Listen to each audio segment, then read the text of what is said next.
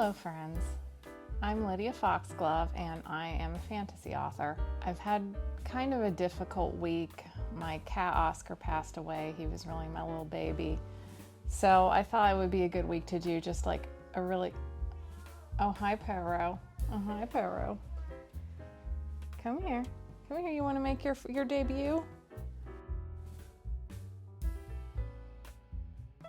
Yeah, I've had a hard week. My cat Oscar passed away after 18 years. We had him since he was a kitten, and I, to say the least, have been very broken up about it. So I haven't been editing my book like I hoped, and I haven't written any YouTube scripts. But I thought it might be a good time to do a video. Someone had requested a video about my art books.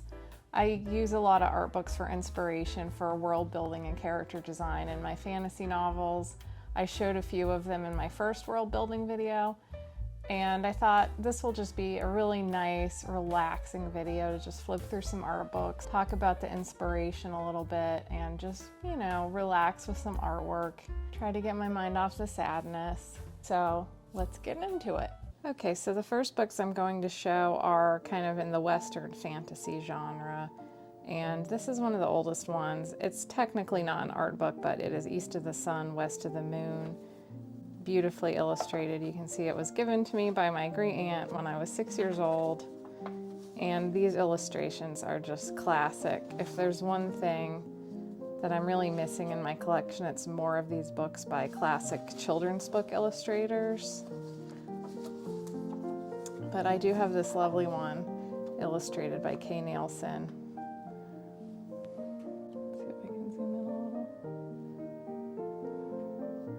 With this beautiful artwork from the early 20th century.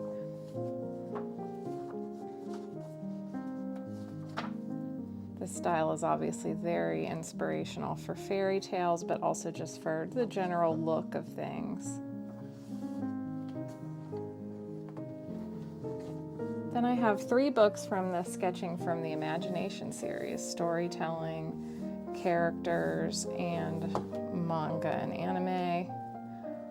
All of these are compilations with different artists. I'm pretty sure they're from around the world, so they have a wide variety of styles. And this is good when I just need that jolt of something unexpected, and I also really like that it has text from the artists.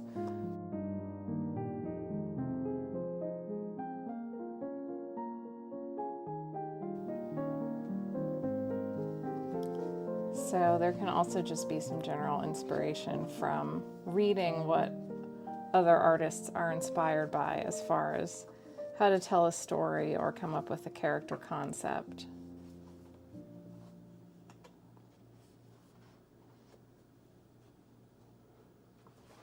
This one I spotted at Orbit DVD, which is a local store that has a really nice little book selection of art books and some occult and film history and stuff. If you're in Asheville, it's really worth a stop. And I did not know Margaret Brundage, but I couldn't resist this art, and also I loved... I'm flipping really carefully because there's some naked ones and I don't want to have issues with YouTube, I don't know. It also has a lot of historical information about her life, which I also thought was a pretty cool bonus. She sounds like she was a very interesting lady, and I thought it might be good inspiration for like poses and such. One of the things I'd really like to do more of this year is artwork that's more of like a piece rather than just kind of character sketches that I toss off casually. I used to want to be a comic book artist when I was younger, so I really honed my style based on that. But I've since realized that comic book artists, like, that is, talk about a punishing career. I don't think I could handle being a comic book artist. So I've started to think I want to do more of like a dedicated sketchbook where the pieces are color and they're really beautiful. So this is Gnomes. This is a book I've loved since I was a kid. It was very influential on me as far as like just a really cool little world created in this book. You don't even necessarily need a story accompanied with it. Just these scenes are so charming, and all the little aspects of the gnomes' lives that are covered. It's so cute. I must have checked this out from the library so many times. And then I finally found a copy in a used bookstore for $8. Obviously that was a no-brainer. And for a long time, I didn't know that Rien Portvliet, I don't know Dutch, I'm sorry for mangling his name, but I didn't know that he had done many other books. But one day I was at the college library and I spotted this Dutch treat book. And I immediately had to buy my own copy. I thought this was also very charming. This is not fantasy, obviously. Well, I guess maybe encountering a large mouse is fantasy, but this is more just a look at everyday life. But it has the same kind of style as gnomes, and I also found it very charming. I'm a total sucker for these kind of books that have like a little bit of text with the painting or a lot of text, just walking you through this charming little world. And then Dade also got me the farm book after I got Dutch Treat. And it has just these lovely little illustrations of daily life, farm type stuff.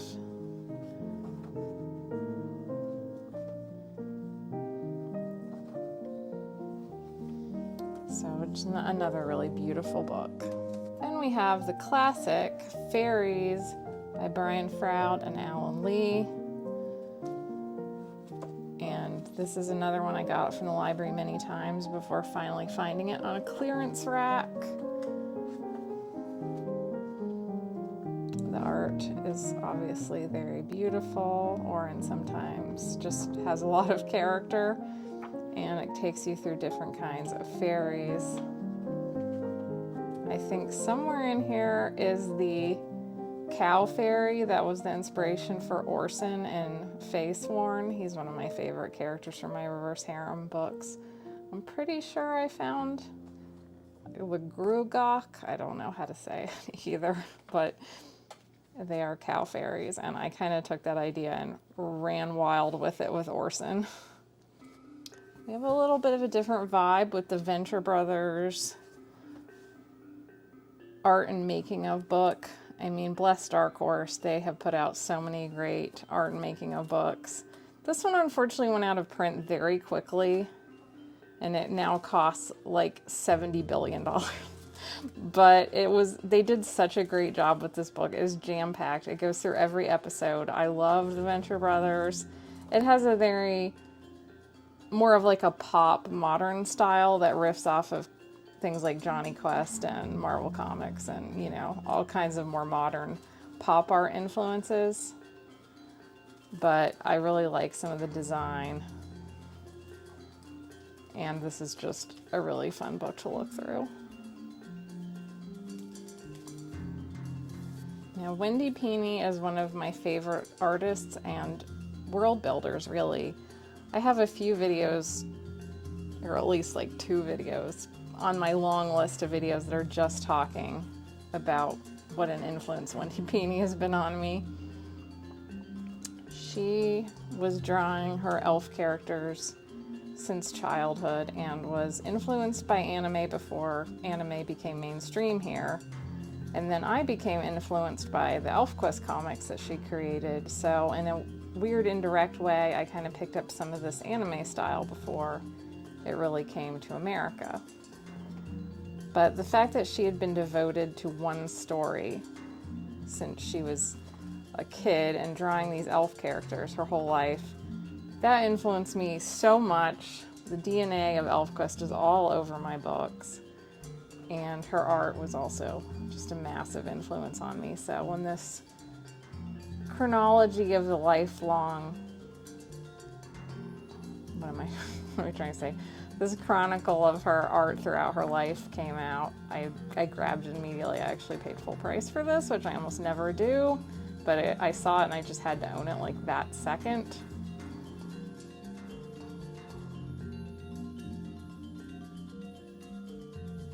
I also have another Wendy Pini art book, Law and Chaos. This was just the art she did illustrating the Elric books by Michael Moorcock. This was really beautiful work.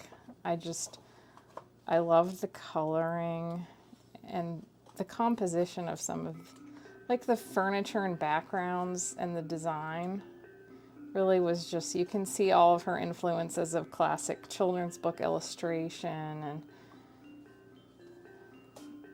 I've looked through this many, many times. She got this ambition to animate Elric all by herself. And that is where all of this artwork came from. So, you know, I have to give her for extreme ambition. I can really appreciate that as someone who also gets super obsessed with something that I like. We have Dinotopia, The World Beneath. I need to get the other Dinotopia books, but I do have this one. I'm sure I picked this up used somewhere. This is another book that has that same kind of thing like Gnomes, where there'll be little bits of writing interspersed with, map. It's so beautiful. It has little bits of writing along with this really well-realized world that just comes across as a charming place to live. I truly envy people who can paint so beautifully. This is a level of artwork that I doubt I'll ever get to, but it's so wonderful to look at.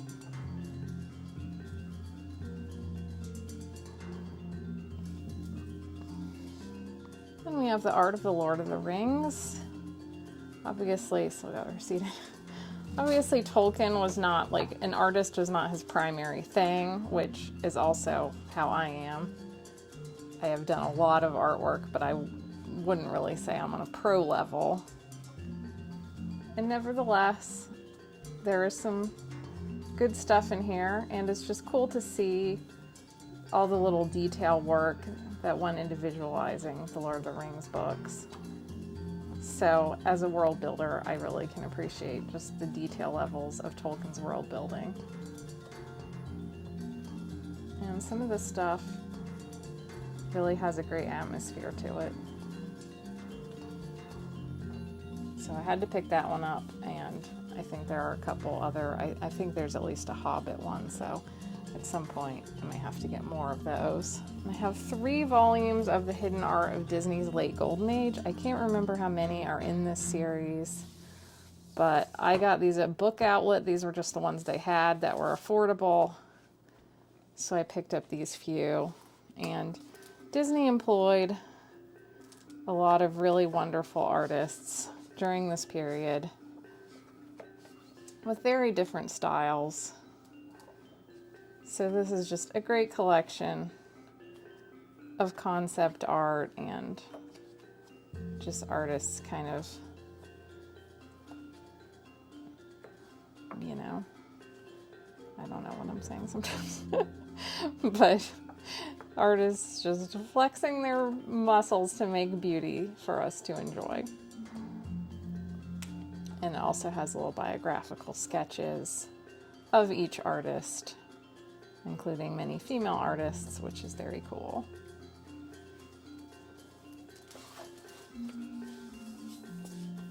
I'll just flip through each of them very quickly. Yeah, Kay Nielsen appears in here again.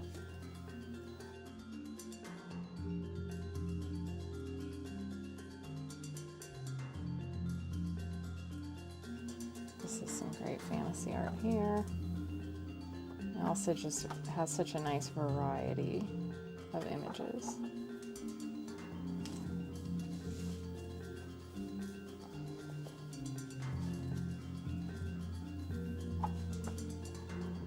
I love those.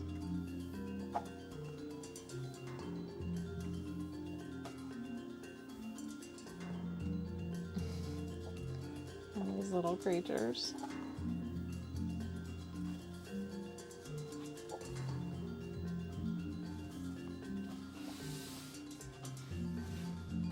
Along with fantasy art, I also find a lot of inspiration in graphic art design, especially of the early 20th century. I actually have the 1920s and the 1930s volumes of this wonderful Taschen series on All American Ads, but this one is my favorite.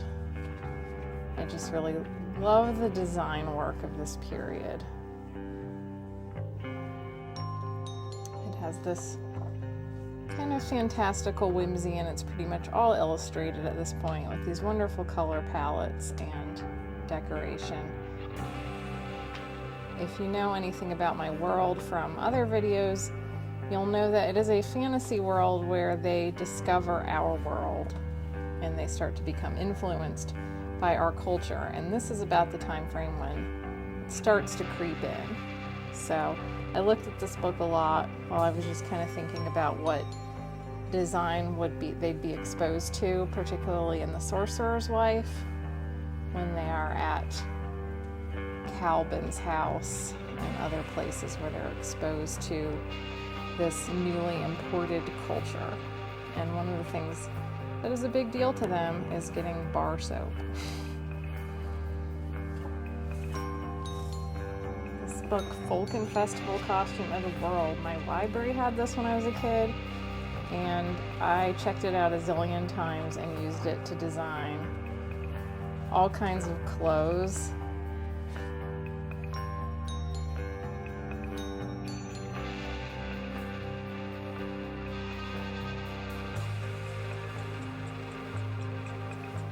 It's really good because it really has the whole world in it, and it just has this simple line art, but it's very detailed and it covers just a tremendous amount of countries. So when I was trying to design like different looks for characters in different regions, you really get a lot of inspiration for silhouettes and how things are wrapped and tied, and hats and shoes and hairstyles, all of that in the same vein, what people wore when, which, if I remember correctly, this draws from two different classic illustrated books of fashion design from like the late 19th century.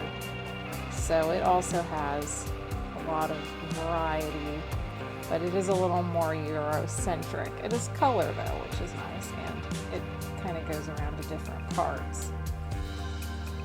Maybe, oh, so yeah, there's a little in the back that covers other regions as well. This one's also pretty cool. This book I picked up off the clearance rack at Barnes & Noble, the Taschen magic art throughout the years. It has some photography as well, but a lot of it is artwork, and it just has such a vibe. I don't like have any characters that are magicians in this sense, and I probably won't, but the look of this was very inspiring to me. The mascot moth.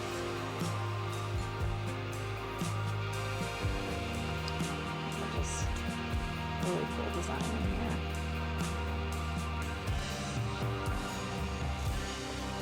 Another design book that I picked up at the Strand in New York. I like to leave price tags on my books so I remember where I got them from and what I paid. It's just one of those things that I enjoy.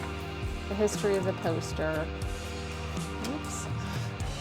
There's more of this just early illustration in here.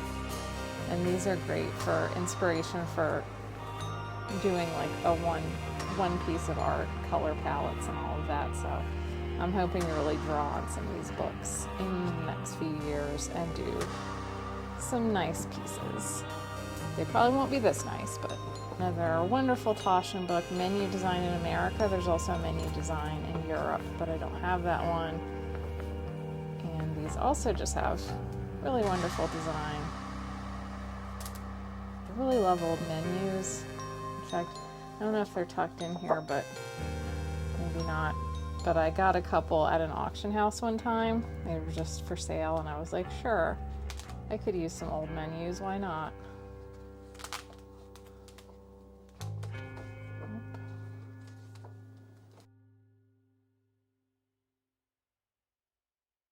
And then I'm gonna have to zoom the camera out a little because these are so huge. I got these for Christmas this year. They're massive. Like, warning, I didn't know how big they would be. I guess I should check the dimensions of books before I buy them, but I mean, they're really nice, so I wanted them. But they don't really fit on my bookshelf, so they're just kind of chilling I got to figure out something to do with that. But I wanted these because one of the things I wanted to do was draw like more pictures of like products that they have in my fantasy world. I did this series, well, I mean a series, that sounds a little fancy, but I did this picture that had soda cans or drink cans for different drinks that they have there, and a lot of these drinks have actually been referenced multiple times. Like my character Alfred always drinks this coffee in a can called Jazz Trio.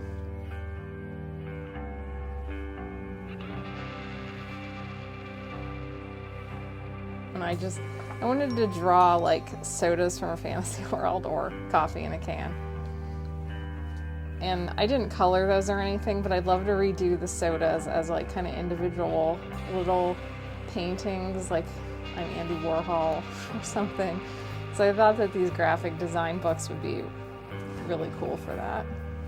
So I started with Western fantasy art, now moving into, moving back into Japanese fantasy art. Here is the art of Fire Emblem Awakening, another Dark Horse art book. And I really love this one. I love the character designs for Fire Emblem so much. They all have a lot of personality, and some of the outfits are just really good and fun. I kind of envy some of these designs. And this book is just packed. I would love it if they made more of these Fire Emblem art books, but as far as I know, this is the only one. If there's any more, let me know in the comments, maybe in Japan, but then that gets kind of expensive probably. And this one also has a lot of information about the characters and the story and the world, like a ton in the back, and this font is impossibly tiny to read, but I really like that one. The problem with doing a video like this is that I say stupid stuff like, I really like that one. Like, yeah, that's why you bought it. So here is Mangasia, I guess. The Definitive Guide to Asian Comics. And one thing I really liked about this one is that it didn't just cover Japanese manga, but even covered like all the countries, all the different variation and styles. These are kind of small, I'm trying to find.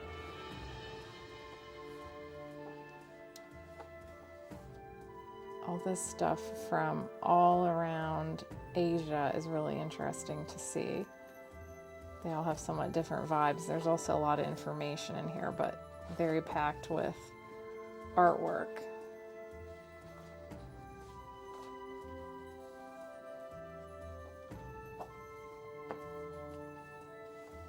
And then, of course, you know, there had to be a Miyazaki book in here somewhere, and Art of Howl's Moving Castle.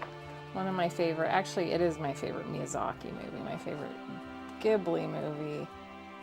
Ghibli? I've watched so many YouTube videos where people say Ghibli and Ghibli that my brain is starting to frazz on that, but my favorite of all is actually Only Yesterday and Whisper of the Heart. For a minute I blanked on what that is called, and I had to go Google it because I'm like, Mimio Sumaseba. I don't know why I'm going with the Japanese name because I haven't called it that in 20 years, ever since they released it here. But obviously, the artwork of Howl's is amazing.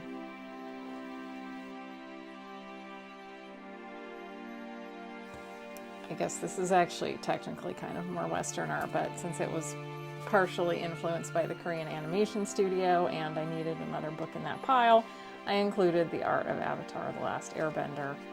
I love this show, and it's always just really fun to see all the concepts and all the different character expressions and places laid out in these kind of books. I can't get enough of these type of art books. In fact, I really want to get the one that just came out for Octopath Traveler, and I haven't even played Octopath Traveler yet, but I don't care. I just like looking at concept art. Next is Art of Mana. This covers all the Secret of Mana or Seiken Densetsu games. most of which I haven't played because I played the one that came out for the Super Nintendo and then I kind of fell off. I have them for the Switch, but I haven't played them yet. We played one for the PlayStation. I can't remember which one in the series that was. I remember it being really, really easy. I'm not sure if we actually finished it though. I remember there was this one boss and we like whacked it like 3 times and it was dead and we were laughing so hard because it looked like this really big involved boss. I think it might have been this game.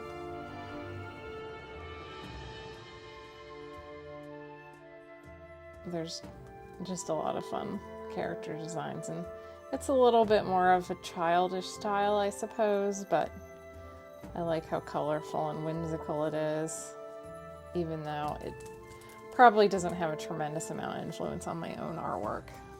And of course, we've got Final Fantasy, the Ultimania Archives.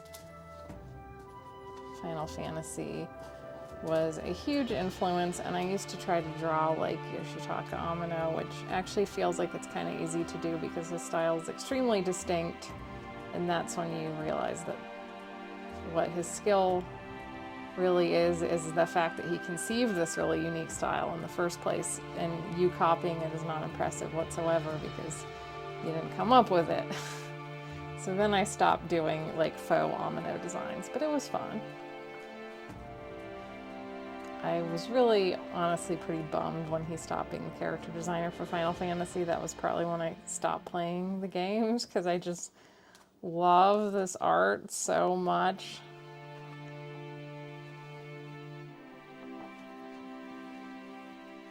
But nevertheless, I did get Ultimania Archive Volume 2, even though it starts to move on from Amano, and the character designs were then done by Nomura.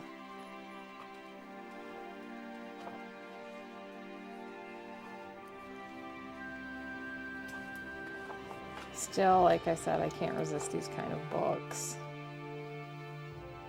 And there's still some pretty good character designs in there. They have a very like Y2K vibe at this point to me, but it's still pretty fun to look through. Oh yeah, and there's Final Fantasy IX, that one had a pretty quirky look to it. That game was so fun.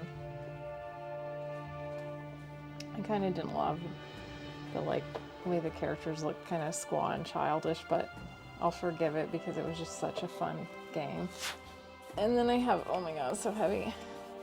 I have the Final Fantasy Sky box set, which I've almost thought about getting rid of this just because it's like, I can't even lift it. It's so unwieldy. Let's see which way? There it is. It's like a box you open up and then it has 3 volumes inside with all the Amano art. Obviously this gets a little more comprehensive and you get bigger reproductions of the artwork, so even though I've thought about getting rid of it, I never do, because sometimes I want to see it in a larger form.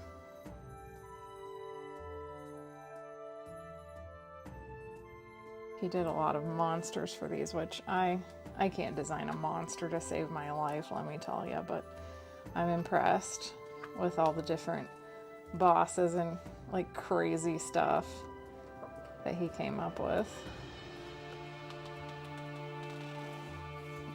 So that was the first volume. I'm not going to drag them all out, but you get the idea.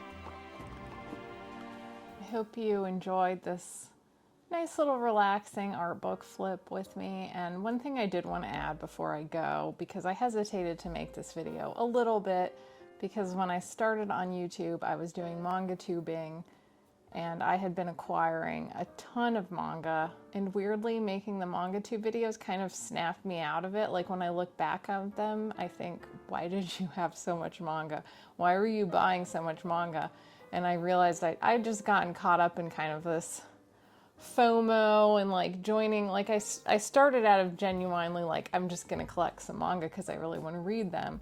And I got on like the manga collecting Reddit and some places where manga collectors hang out, and I was following all the new releases, and pretty soon I was just like accumulating it for the sake of having it. And that's one thing I really don't want to encourage on my channel, is just buying stuff just to have it. So I don't want to do a whole lot of videos that are like, here's all my stuff. Nevertheless, I do really think that having a nice library of visual reference materials is truly beneficial to my world building, and I've accumulated these books over a long period of time. Most of them were either purchased used or were bought on a sale or were bought like as my one kind of fancy book for Christmas or something like that.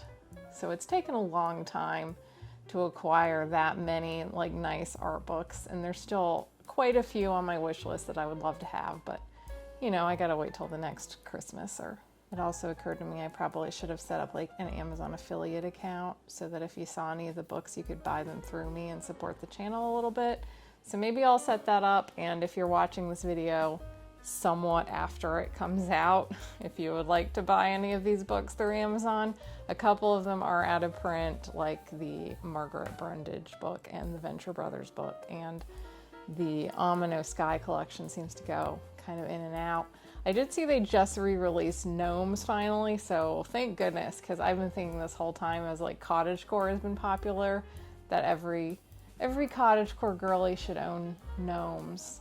So those are my art books. I still want to do like a shelf tour video that has all my books, because I have a lot that have like photography and fashion design. That one won't get as deep into every book because there's so many of them.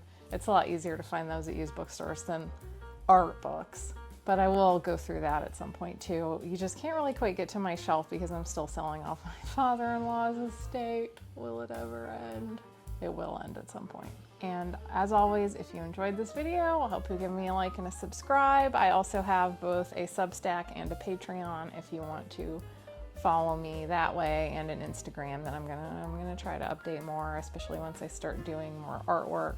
Despite that talk of not being overly materialistic and acquiring too many things, if you have any art book recommendations that you think have a cool fantasy world building vibe, or just like are packed with really cool design that you think anyone who enjoyed this video might like, feel free to let me know. I may add that to my wish list. And I think that's it. Sorry if I rambled a lot.